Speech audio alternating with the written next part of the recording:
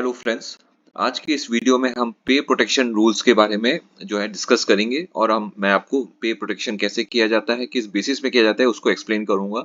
और बहुत ही पे protection for the central government employees जो है कैसे किया जाता है उसको बहुत अच्छी तरीके से बहुत इजी वे में आपको एक्सप्लेन करूंगा।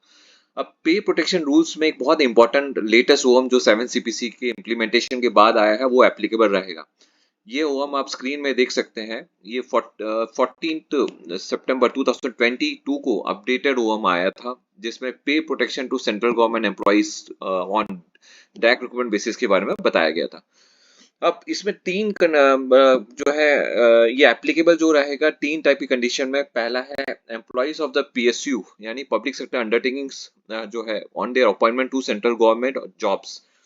पीएसयू के जो एम्प्लॉइज हो गए, जैसे सेल के एम्प्लॉइज हो गए, एनटीपीसी के एम्प्लॉइज हो गए, ऐसे बहुत सारे जो पीएसयू से उनके एम्प्लॉइज जब सेंट्रल गवर्नमेंट में पीएसयू से आएंगे तो फिर क्या कंडीशन में जो है तो उनको पे प्रोटेक्शन तब उनको भी मिलेगा। फिर सेकंड कंडीशन है state government employees on their appointment to central government employees, यानी कि इवन स्टेट गवर्नमेंट के जो एम्प्लॉइज हैं वो भी जब सेंट्रल गवर्नमेंट में जॉब्स में आएंगे तो उनको जो है पे प्रोटेक्शन मिलेगा। थर्ड कंडीशन जो ऑब्वियसली है central government employees, central government servants on their appointment to central government job. Central government to central government मिलेगा, तो तीनों कंडीशन में पे प्रोटेक्शन मिलेगा। पीएसयू टू सेंट्रल गवर्नमेंट भी मिलेगा, state government to central government में जॉब मिलेगा पे प्रोटेक्शन। और तीसरा जो कंडीशन है central government jobs, central government servants on their appointment to the central government के केस में भी मिलेगा जो है। अब इसमें ए बी सी करके तीन कैटेगरीज में उन्होंने जो है एक्सप्लेन किया है। पहला है जो है कैसे प्रोटेक्शन के लिए जो है बताया गया है कि protection of pay in respect of candidates from PSUs on their appointment to central government jobs जो है। यहाँ पे उन्होंने बताया है कि कौन कौन से कैंडिडेट्स जो पीएसयूज में क्या क्या कवर होंगे जो है। वो है सेंट्रल पब्लिक अंडरटेकिंग्स, जैसे मैंने आपको पहले ही बताया, कोल हो गया, कोल इंडिया हो गया, सेल हो गया, steel authority of India limited. Even state government undertakings भी है, यूनिवर्सिटीज भी है, सेमी गवर्नमेंट इंस्टीट्यूशंस भी, ऑटोनोमस बॉडीज भी है, आईआईटीज हो गए, इस टाइप की जो ऑटोनोमस बॉडीज है, आईआईटीज, आईसर्स, एनआईटीज भी हो गए, नेशनलाइज्ड बैंक्स भी हो गए, स्टेट बैंक भी हो गए, ये रिजर्व बैंक ऑफ इंडिया, जो नेशनल गवर्नमेंट बैंक्स हैं वो सारे चीज जो है पीएसयू के लिए एप्लीकेबल रहेंगे। और उन सबको उनके सेंट्रल गवर्नमेंट में उनके आने पे उनको पे प्रोटेक्शन जो है दिया जाएगा। अब इसमें एक बहुत ही जो है एक ध्यान ये रखना है कि ये पे प्रोटेक्शन जो है डायरेक्ट रिक्रूटमेंट के केस में मिला जाएगा, और लेकिन वो जो अपने रिक्रूटमेंट रूल्स है वहाँ का उसमें जो मिनिमम सर्विसेज, क्वालिफाइंग सर्विसेज जो एक स्पेसिफिक एरियाज में मांगा है, स्पेसिफिक रिलेवेंट फील्ड में मांगा है, वो पूरा होना चाहिए जो है। So the benefit of pay protection is available to the direct recruiters appointed in central government to those posts for which the relevant recruitment rules prescribe a requirement of minimum number of years of experience in a specified area from the field source for appointment under the method of direct recruitment. The benefit will be allowed irrespective of whether the post is filled by recruitment agency on the basis of interview or open competitive exams or combination of both. किसी भी irrespective of the method हो कि interview में, direct interview में लिया जाता हो या फिर कॉम्पिटिटिव एग्जाम्स के थ्रू लिया जाता हो सेंट्रल गवर्नमेंट में, अगर कैंडिडेट पीएसयू का है तो उसको जो रिक्रूटमेंट रूल्स का जो टर्म जो कंडीशंस है, एक्सपीरियंस का जो कंडीशंस है वो फुलफिल करना चाहिए अंडर डायरेक्ट रिक्रूटमेंट में। So the second में है the benefit of preparation would be available to an officer coming from PSU etc. only if the officer has completed the period of probation successfully for being regularized confirmed in the post in the parent institution. ये बहुत important factor रहता है। जो पे protection है वो probation complete करके जो परमानेंट हो जाते हैं अपने पोस्ट में, यानी जो कंफर्म हो जाते हैं, रेगुलराइज हो जाते हैं अपने पेरेंट ऑर्गेनाइजेशन में, उन्हीं को जो है उन्हीं कैंडिडेट्स ऐसे कैंडिडेट्स को पीएसयू वाले जो है जो प्रोबेशन के बाद रेगुलर हो गए हैं, वहाँ पे कंफर्म हो गए हैं, उन्हीं को पे प्रोटेक्शन दिया जाएगा उनके सेंट्रल गवर्नमेंट अपॉइंटमेंट में। अब यहाँ पे मेथड्स ऑफ फिक्सेशन बताया गया है। 1/1/2016 के बाद की कंडीशन के केस में ही ये रूल्स एप्लीकेबल है जो है और 1/1/2016 के बाद कैसे पे प्रोटेक्शन दिया जाएगा उसके बारे में जो है इसमें एक्सप्लेन किया गया है। In case of candidates working in PSUs जो है who are appointed to a post on direct recruitment basis on or after 1/1/2016 on selection through interview by properly constituted agencies including departmental authorities making recruitments directly their initial pay shall be fixed at the state in the level of post, so that the pay and dearness allowance as admissible in the government protects the pay and direct allowance drawn in the PSU. If there is no such stay in the post, the pay shall be fixed at the stage next below the pay.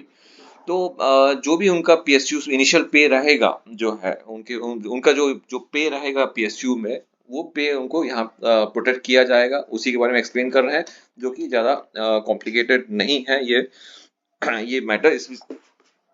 इसके बाद हम आगे बढ़ते हैं अगले point में। अब state पे प्रोटेक्शन स्टेट गवर्नमेंट एम्प्लॉइज जो सेंट्रल गवर्नमेंट में आते हैं उनको भी मिला जाएगा। ये एप्लीकेबिलिटी ये कंडीशन किसके लिए है? State government and local bodies जो में स्टेट गवर्नमेंट और local bodies under the state government, दोनों केसेस में जो है जहाँ के वहाँ पे एम्प्लॉइज कम कर रहे हैं वो एप्लीकेबल रहेगा। उसके भी मेथड्स ऑफ पे फिक्सेशन बताया जा रहा है। Where the state government has revised pay scales of their employees on the pattern of the 7 CPC, but the base index of 261.41 with effect on 1%, the pay of employees from the such state governments on the appointment under central government would be fixed as below. When the appointment to a post in higher post, one increment shall be given to the level from which the employee is appointed. He or she will be placed at a cell equal to the figures so arrived in the level of the post to which the appointment to which appointed. If no such इस simple words में जो पे वहाँ पे state government में वो draw कर रहे हैं, अगर वो 7 CPC वहाँ इम्प्लीमेंट हो गया है तो वो उस पे में उनको जो है एक इंक्रीमेंट देने के बाद में जो है उनको नेक्स्ट हायर सेल में जो है फिक्स कर दिया जाएगा। यही इसमें एक्सप्लेन किया जा रहा है जो है। और और अगर एक इंक्रीमेंट देने के बाद में जो है इक्विवेलेंट सेम वो अमाउंट का उस बढ़े हुए जो है लेवल में जो जिस पोस्ट में अपॉइंट हुए हैं उसमें वो अमाउंट है तो उस अमाउंट में फिक्स किया जाएगा, अदरवाइज हायर लेवल सेल में दिया जाएगा जो है। However, if the amounts override out after adding the increment in the lower level is less than the minimum pay, अब अच्छा ये तो बहुत सिंपल कंडीशन है कि इवन इंक्रीमेंट देने के बाद भी जो है जो उस पर्टिकुलर बढ़े हुए जो लेवल के फर्स्ट सेल के बराबर भी अगर पे नहीं आ पा रहा है तो उस केस में ऑब्वियसली उसको फर्स्ट पे सेल में जो है फर्स्ट सेल में फिक्स कर दिया जाएगा जो है। Where the appointment to a post involving identical level, the individuals are continue to draw the same pay. अगर identical level है व सेम लेवल है, सेम एक ही लेवल में उनका हुआ है तो उस केस में वो उनका पे कंटिन्यू ड्रॉ करते रहेंगे जो है। और इंक्रीमेंट जो भी डेट रहेगा वो इंक्रीमेंट उनका चालू रहेगा। तो ये सब बताया गया। अब आता है protection of pay in respect of central government employees on their appointment to central government job. So central government to central government जाने के केस में क्या रहेगा? एप्लीकेबिलिटी है central government servant who after technical resignation, ध्यान रखिएगा technical resignation जो है रहना चाहिए। टेक्निकल रेसिग्नेशन का मतलब आगे वाला जो है एनओसी लेके अप्लाई करना चाहिए या फिर और जो है उसके एप्लीकेशन या तो फॉरवर्ड होना चाहिए। अब फॉरवर्डिंग दोनों ही एक ही रहता है। इसका मतलब आपके जो पेरेंट इंस्टीट्यूट को जहां आप वर्क कर रहे हैं वहां पे कोई ऑब्जेक्शन नहीं है आपकी नए जॉब में अप्लाई करने के लिए।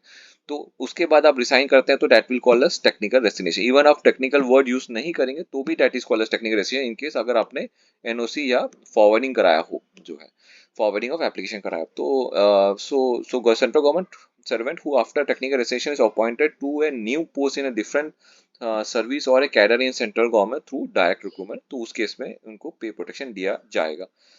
पे प्रोटेक्शन अंडर FR 22B1। अब फंडामेंटल रूल 22 के अंदर ही पे फिक्सेशन कैसे करते हैं को एक्सप्लेन किया गया है। अब उसमें एक B1 करके एक क्लॉज है जिसमें वो एप्लीकेबल रहेगा टू द गवर्नमेंट सर्वेंट जो है इफ वो अपने होल्ड करते हैं lean on the previous perform permanent post. तो ऑब्वियसली जो है परमानेंट एम्प्लॉई जब एनओसी लेके अप्लाई करता है या उसका एप्लीकेशन फॉरवर्ड होता है उस केस में उसका जो पोस्ट है वो लीन में रहता है जब तक कि वो नए जगह इंस्टीट्यूट में जो नया ऑर्गेनाइजेशन जा रहा है वहाँ पे वो कंफर्म नहीं हो जाता। तो ऐसे एम्प्लॉयज को ऐसे सारे एम्प्लॉयज को पे प्रोटेक्शन दिया जाएगा अंडर FR 22B1 के केस में जो है।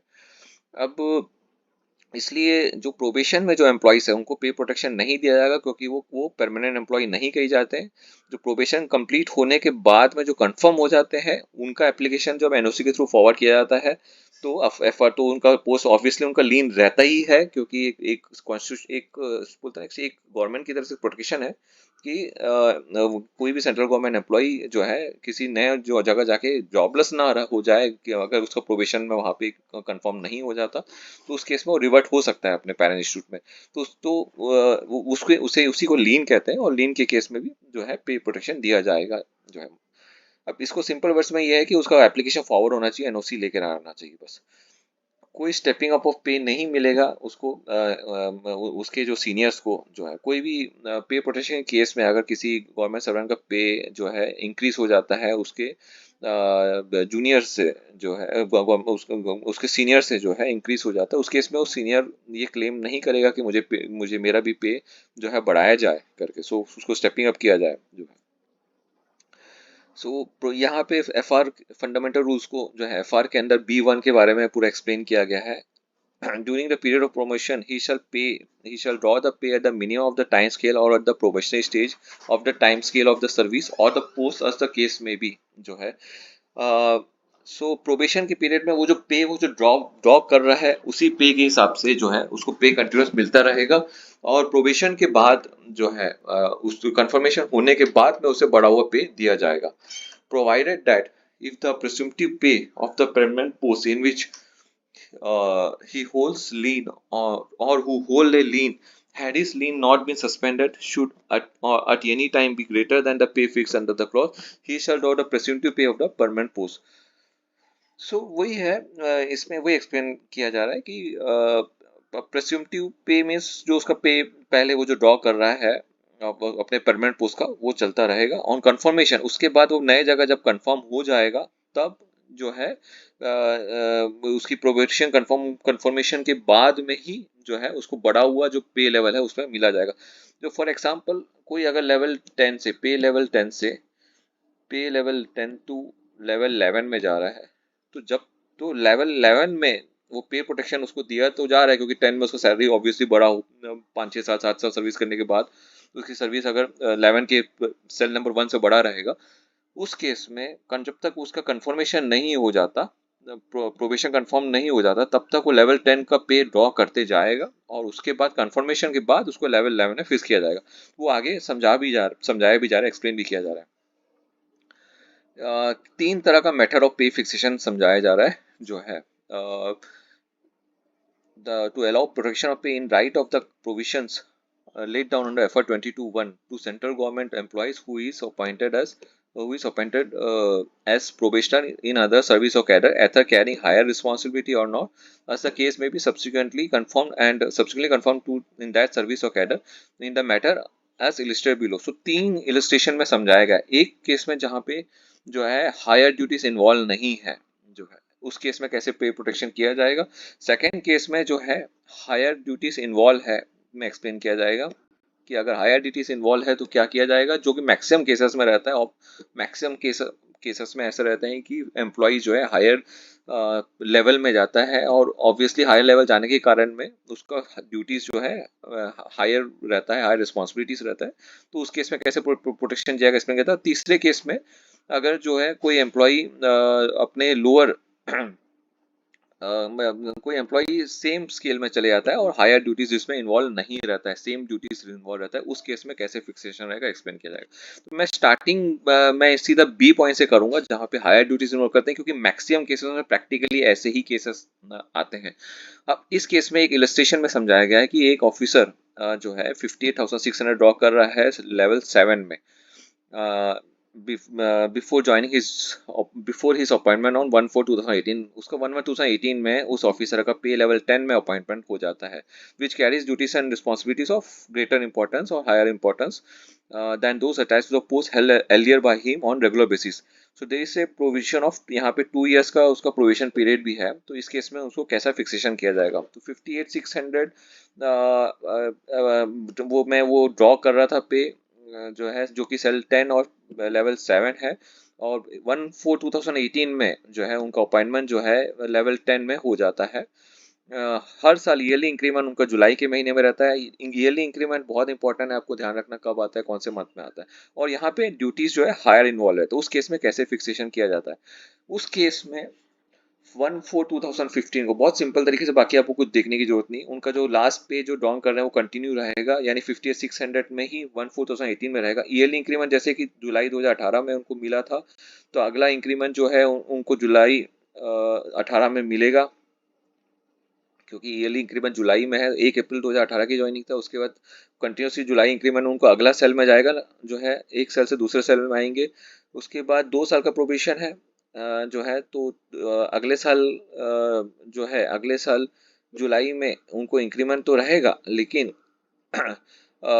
अगले साल जो है जुलाई में उनको इंक्रीमेंट रहेगा, लेकिन उनका सक्सेसफुल जो प्रोबेशन है वो कंप्लीट हो रहा है 1/4/2020 को, जो दो साल के बाद है।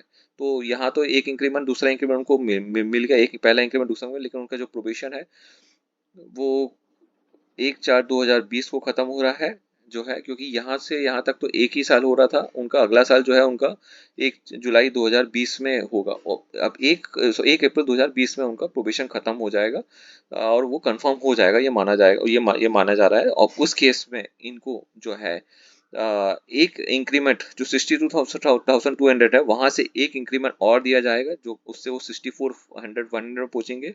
और इसके बराबर के इनके हायर सेल में, कहाँ पे, पे लेवल 10 में हायर सेल में फिक्स कर दिया जाएगा। अगर 64,100 के बराबर, इस अमाउंट के बराबर का कोई सेल नहीं है, उस केस में उनको बढ़ा हुआ सेल में फिक्स किया जाएगा। तो इस केस में 6400 के बराबर कोई है नहीं, तो उनको बढ़ा हुआ सेल जो है 65,000 में इनको फिक्स कर दिया जाएगा। अब इनका जो ईयरली इंक्रीमेंट क्या रहेगा, ईयरली इंक्रीमेंट जो है इनका आपको पता है कि 6 मंथ्स कंप्लीट होना चाहिए एक ही सेल में, है ना। अब FR22 IA1 में भी यही समझाया जा रहा है, और सब जगह फंडामेंटल रूल में है कि 6 मंथ्स एक आदमी एक ही पे में रहेगा, एक ही लेवल में रहेगा, तब उसको इंक्रीमेंट मिला जाएगा। अब यहाँ पे 1 अप्रैल 2020 को हम उनको जो है कानून का प्रोविजन खत्म होने के बाद में सेल नंबर 10 में लेके आ जा रहे हैं। तो उस केस में 3 मंथ नहीं हो रहा है जुलाई में, तो इसलिए उनका जो इंक्रीमेंट है वो चेंज हो जाएगा, और वो हो जाएगा जनवरी 2021। अब आगे से इनका इंक्रीमेंट, ईयरली इंक्रीमेंट जनवरी जनवरी होते जाएगा, और जो है उनका सेल जो है 65,000 फिक्स कर जाएगा, 65,000 और सेल नंबर 6 में रहेगा, तो जनवरी 2021 को सेल नंबर 7 में वो पहुंच जाएंगे। तो मैक्सिमम केसेस में ऐसा ही रहता है, जिसमें गवर्नमेंट एम्प्लॉय हायर सेल में जाता है। अब जो कुछ रेयर केसेस में जो है ऐसा भी रहते हैं कि जिसमें इलस्ट्रेशन में समझाया गया है, जिसमें कि हायर ड्यूटीज इन्वॉल्व नहीं है, जो है किसी रीजन से वो जो है बड़े हुए सेल से कम सेल में जा रहे हैं, ड्यू टू फैमिली रीजन या किसी रीजन, उस केस में इलस्ट्रेशन समझाया जा रहा है। एक ऑफिसर 70,500 ड्रॉ कर रहा है, पे लेवल 11 जो कि बढ़ा हुआ पे है, जो जीपी 6,600 जो बोलते थे 6 CPC का। अब इस केस में ये ऑफिसर जो है इस सेम वही डेट ऑफ अपॉइंटमेंट है 1/4/2018, जो पहले वाले इलस्ट्रेशन में समझाया गया था, और जुलाई, एवरी ईयर जुलाई में इनका इंक्रीमेंट होता है। अब इनका भी 2 साल का प्रोबेशन है। अब इस देखो तो इस फिक्सेशन में, पे प्रोटेक्शन या किसी भी फिक्सेशन में, आपको जो है ईयरली इंक्रीमेंट का बहुत ध्यान रखना है, और पे प्रोटेक्शन के केस में तो प्रोबेशन का पीरियड का बहुत ध्यान रखना है। अब इसमें भी सेम वैसे ही रहेगा। जुलाई 2018 में ज्वाइन हुआ तो इनको सेम पे में, यानी पे लेवल 11 में ही इनका पे चलता रहेगा। पहला इंक्रीमेंट तो उसी साल जुलाई में मिल जाएगा, अगला इंक्रीमेंट फिर जुलाई 2019 में मिलेगा, फिर 1 अप्रैल 2020 को जो है FR22 IA1 का फिर से प्रोविजंस को जो है फिर से इन्वोक किया जाएगा, और जो है उनको क्या बोलते हैं, इस जो सेल है 83,300 का, जो है उस सेल के जो बराबर सेल में उनको फिक्स किया जाएगा, जो है। अब लेकिन अगर सॉरी, इस सेल के जो है से ज्यादा एक सेल में उनको फिक्स किया जाएगा। नहीं, क्योंकि इस सेल के बराबर का कोई सेल अगर नहीं है तो उनको बड़ा हुआ सेल में फिक्स किया जाएगा। तो 83,000 के बड़ा हुआ सेल मैं अभी देख रहा हूँ, मेरे पास जो चार्ट है उसमें अवेलेबल नहीं है, उसमें बड़ा हुआ सेल जो है वो 84,900 ही है। तो उस केस में 84,900 में इसको फिक्स किया जाएगा। बाई चांस अगर 83,300 के बराबर अगर पे लेवल 10 में अगर कोई होता, कोई सेल होता, तो उस पे लेवल, तो उसमें पे लेवल 10 में उस फिक्स में फिक्स हो जाता है। अब इस केस में क्योंकि 8300 के बराबर नहीं है, 84900 ही है, मतलब उसके बड़ा हुआ सेल है, तो 84900 में फिक्स किया जाएगा। अब इस केस में इनका जो है, इनका भी ईयरली इंक्रीमेंट आगे बढ़ जाएगा, क्यों 1 जनवरी 2021 में जाएगा, क्योंकि पे लेवल चेंज हो जा रहा है जो है। अब तीसरे केस में ये तो हो गया ये तो हो गया जो है दूसरा केस, जिसमें एक बड़े हुए पे लेवल से कम पे लेवल में आता। अब तीसरा केस में सेम पे लेवल में जाते हैं और सेम ड्यूटीज रहती है, तो उसमें कैसे रहेगा। अब आगे के दोनों केस में ये ध्यान रखिएगा कि इंक्रीमेंट डेट चेंज हो जा रहा है जो है, क्योंकि लेवल चेंज हो रहा है, तो 6 महीने नहीं हो जा रहा है, तो इंक्रीमेंट डेट जुलाई था, तो जुलाई से जनवरी जा रहा है। लेकिन तीसरे में इंक्रीमेंट डेट सेम रहेगा, और तीसरे रजिस्ट्रेशन में, जिसमें एक एम्प्लॉय जो है सेम सेल में जा रहा है।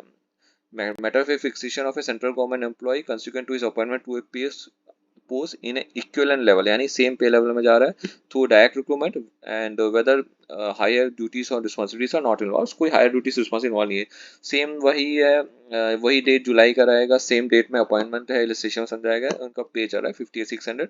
अब ये है लेवल 7 में, और लेवल 7 से जा भी रहे हैं सेम सेल लेवल 7 में। इस केस में कैसा रहेगा, सेम फिक्सेशन रहेगा, एक उसी डेट जुलाई 2018 को इंक्रीमेंट मिलेगा, जुलाई 2019 को इंक्रीमेंट मिलेगा, फिर 2 साल बाद इनका जो है अप्रैल 2020 में कंफर्म हो जाएंगे। इस केस में जो है इनका इनका जो अमाउंट है 62,200, उसी में वो कंटिन्यू ड्रॉ करते रहेंगे। इनका date of next increment change नहीं होगा, वो अगले साल जुलाई जो है उसी साल जुलाई 2020 में उनको एक इंक्रीमेंट मिला जाएगा। जैसे कि अगर वो नहीं जाते हैं, वो सेम ऑर्गेनाइजेशन में रहता है, तो जो उनका मिलता जा रहा है वही वही पे उनको कंटिन्यूस मिलता रहेगा, और वही ईयरली जो है मंथली इंक्रीमेंट, मंथली जो उनका जो जुलाई का जो मंथ है उसमें हर साल इंक्रीमेंट मिलते जाएगा। तो ये बहुत सिंपल जो है बहुत अच्छे से एक्सप्लेन किया गया है। एक्चुअली बहुत सारे गवर्नमेंट हुआ है जिसको समझना बहुत मुश्किल हो जाता है, बट ये एक पे प्रोटेक्शन के बारे में जो एक गाइडलाइंस जो उन्होंने बनाया है, उसमें उन्होंने बहुत कंसोलिडेटेड जो गाइडलाइंस बनाया है, उसमें बहुत इजीली बहुत अच्छे से समझा है हर एक केस को। तो ये ओएम जो है ये आपका मेन होना चाहिए डीओपीटी यानी कि डिपार्टमेंट ऑफ पर्सनल ट्रेनिंग का जो ओएम है, pay protection on appointment to a central government post on DR यानी डायरेक्ट रिक्रूटमेंट बेसिस, जो है ये आपका बेस होना चाहिए रिक्रूटमेंट के लिए। सबसे कॉमन जो होता है वो हमेशा यही होता है कि एक पे लेवल से हायर पे लेवल में ही जाते हैं, जो कि यहाँ बी वाला जो है, इस ऑप्शन में आपको ध्यान रखना है। और बहुत ही कम में फैक्टर्स में ऐसे होते हैं जिसमें सेम में लेवल में जा रहे हैं या कम पे लेवल में जा रहा है, तो उस केस में यहाँ रहेगा। हर दोनों जो सेम पे लेवल में इंक्रीमेंट रेट सेम रहेगा, लेकिन हायर पे लेवल या कम पे लेवल में इंक्रीमेंट रेट चेंज होगा, क्योंकि 6 मंथ्स के ऊपर 6 मंथ्स का आपको ध्यान रखना है जो है। दूसरा एक बहुत इंपॉर्टेंट जो है पे फिक्सेशन में आपको ध्यान रखना है कि गवर्नमेंट जो जो जिस भी एम्प्लॉय का पे प्रोटेक्शन कर रहे हैं, वो उसके प्रीवियस जो जहाँ ऑर्गेनाइजेशन जहाँ से वो आया वहाँ पे वो परमानेंट पोस्ट में रहना चाहिए, उसका वहाँ लीन रहना चाहिए, परमानेंट पोस्ट में रहना चाहिए। बहुत सारे ऐसे जगह ऐसे कंडीशन हो जाते हैं कि शायद वो आगे वाला जो है फुल पे सैलरी ड्रॉ कर रहा हो, लेकिन टेन्योर पोस्ट में हो या कॉन्ट्रैक्ट पोस्ट में हो, उस केस में वो आपके ऑर्गेनाइजेशन में परमानेंट होके आता है, और उसकी सैलरी क्योंकि फुल पे स्केल ड्रॉ कर रहा है, तो उसकी सैलरी उसकी प्रीवियस ऑर्गेनाइजेशन में हायर साइड में रहता है, लेकिन वो टेन्योर बेसिस में रहता है, डेपुटेशन के पोस्ट में शॉर्ट टर्म कॉन्ट्रैक्ट में लिया जाता है, या किसी रीजन से टेन्योर लिया जाता है। आजकल बहुत सारे इंस्टीट्यूट्स में फैकल्टीज को कॉन्ट्रैक्ट में लिया जाता है, टेन्योर बेस में लिया जाता है, और वो फिर कहीं आगे जाके कहीं रेगुलर पोस्ट में आता है। तो जो भी कंडीशन हो, लेकिन अगर वो परमानेंट नहीं है और टेन्योर या कॉन्ट्रैक्ट में काम कर रहा है, तो उससे पे प्रोटेक्शन नहीं दिया जाएगा। जो परमानेंट ही है उसे ही जो है पे प्रोटेक्शन देना है। तो ये था आज का वीडियो। आशा करता हूँ आपको ये वीडियो पसंद आया होगा। ये आप इस ओम को ध्यान रखिएगा, डीओपीटी ओम डेटेड 14 सितंबर 2022 in the matter of pay protection. अच्छा फ्रेंड्स, एक्स सर्विसमैन का जो है पे प्रोटेक्शन थोड़ा सा जो है डिफरेंट रहता है। एक्स सर्विसमैन का पे प्रोटेक्शन में कमीशन ऑफिसर का पे जो फिक्सेशन है वो डिफरेंट टाइप का रहता है। नॉन कमीशन ऑफिसर का जो भी आपका पे प्रोटेक्शन में ध्यान रखना है कि उनका मिलिट्री सर्विस पे को आपको इंक्लूड नहीं करना है। तो एक्स सर्विसमैन का पे प्रोटेक्शन केस के केस में और पे फिक्सेशन के केस में आपको ध्यान रखना है कि जो कमीशन ऑफिसर है उनको जो उनकी जो पेंशन मिल रहा है, वो पेंशन को आपको माइनस करना है उस यहाँ आपकी गवर्नमेंट में जो पे मिलने में। कमीशन ऑफिसर यानी कमीशन यानी ग्रुप ए जो उनका रहता है कमीशन ऑफिसर, उन्हीं का। नॉन कमीशन ऑफिसर में कुछ नहीं करना है, लेकिन वो लोग आपसे अगर डिमांड करें कि मिलिट्री सर्विस पे हमारा प्रोटेक्ट करें, तो वो सब करने की जरूरत नहीं है। मिलिट्री सर्विस पे प्रोटेक्ट नहीं होगा जो है, तो ये आपको ध्यान रखना है। तो this is the rules on pay protection. Thank you, thank you. Please इस वीडियो को लाइक एंड सब्सक्राइब, चैनल को सब्सक्राइब कीजिएगा। Thank you so much.